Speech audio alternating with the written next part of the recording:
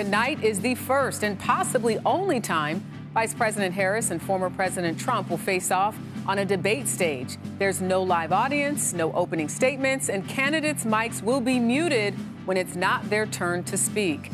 While preparing for the debate, a source tells CBS News that Harris and former Secretary of State Hillary Clinton spoke over the phone this weekend. Clinton, who debated Trump 3 times during the 2016 election, offered her advice. Harris has also been preparing by holding mock debates. Meanwhile, sources say Trump's preparation has included reviewing policy positions with advisors. Trump won a coin toss last week to decide podium placement or the order of the closing statements. He elected to have the final statement of the night. Jon Delano, joins us now. He is the political editor of KDKA, our station in Pittsburgh. John, our latest CBS News polling shows that voters in Pennsylvania are split on how they're voting for. It's 50-50 for Harris right now versus Trump. As you know, Pennsylvanians very, very well. You've been the political analyst at KDK for 30 years. So that's why we're talking to you tonight. You've talked to many of the members of the cabinet currently, former President Trump, Kamala Harris. So do you think that there's room for the debate tonight to change people's minds based on all of the background and knowledge that you have? Well, first, Tarika, it's great to be with you. I appreciate the opportunity to talk. And yeah, I guess I have a few years on me covering elections over the last 3 decades, one way or the other. Can't help that. But of course there's room to change people's minds. We've got 2 months to go before November 5th, and that essentially means that there's opportunities to persuade some people. Now, I think it's true that there's a lot of hardening of the lines in support of Donald Trump or Kamala Harris.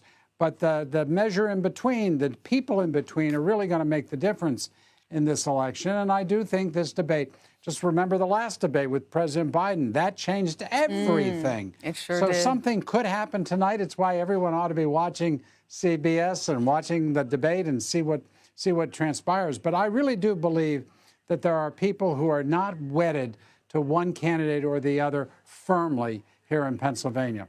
John, how should both candidates pitch themselves tonight to those undecided or on the fence Pennsylvania voters? Yeah.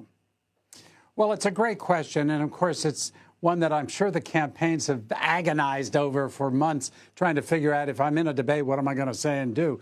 I think for Donald Trump, it's really to reassure. And again, we're talking about people in the middle who don't know quite which way they're going.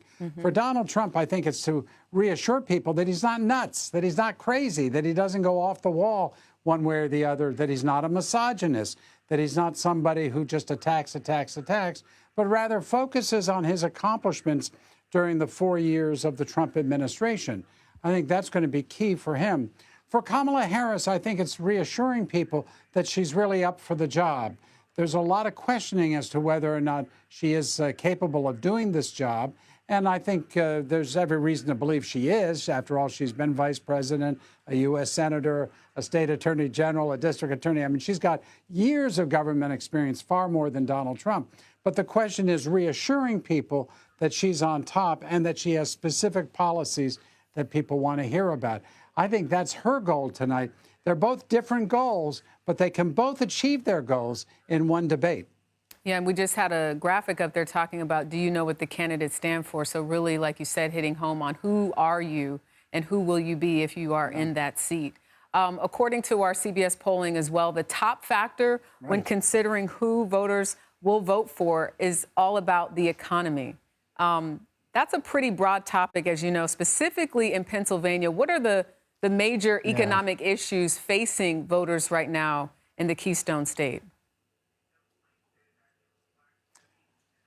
I'll answer that question, but I want to add this, Tarika, if I may, and that is that this election is really about the future. And so whether you hearken back to the Donald Trump future, because he would say that's what he's delivering in the future, or to a different vision of the future from Kamala Harris, I think both these candidates will need to tie that into their message this evening. And the economy is very important in Pennsylvania, and there's a different way of approaching it depending even on which part of the state you live in. I think we're going to talk about one of those issues in a minute. But the truth is that people are feeling the pinch. Wages have not gone up as high as some people would like. Unemployment is down. That's good. But I think that there's still a lot of concerns. And it's not clear in people's minds whether things were really any better under Donald Trump than they are under Joe Biden. Both candidates will make the case for why they are better either now or better 4 years ago. And I think that the voters will be listening really strongly to the message on those kitchen table issues. So that other topic you're referring to is fracking. We hear this all the time, especially in your great state of Pennsylvania, which I also used to live in. Shout out to Philadelphia. What is fracking, though? Explain that to our viewers, and how big of an issue is this for voters in Pennsylvania? Okay. Well, fracking is really an important part of natural gas delivery. It's a method by which you extract natural gas, which is the cleanest fossil fuel in America. It's also one that has issues because methane gas can be emitted and can cause problems. And there's some issues with respect to water use in the fracking process. But essentially, it's drilling straight down, and then like a spider web, you have tentacles that reach out for miles that collect the natural gas and pipe it back up. Natural gas is the way in which we heat most of our homes in western Pennsylvania. And we, of course, are the Saudi Arabia of natural gas. We have a lot of natural gas, just like Saudi Arabia has oil. And it's a big issue in western Pennsylvania. It's also a concern to environmentalists because of some of the reasons I cited earlier.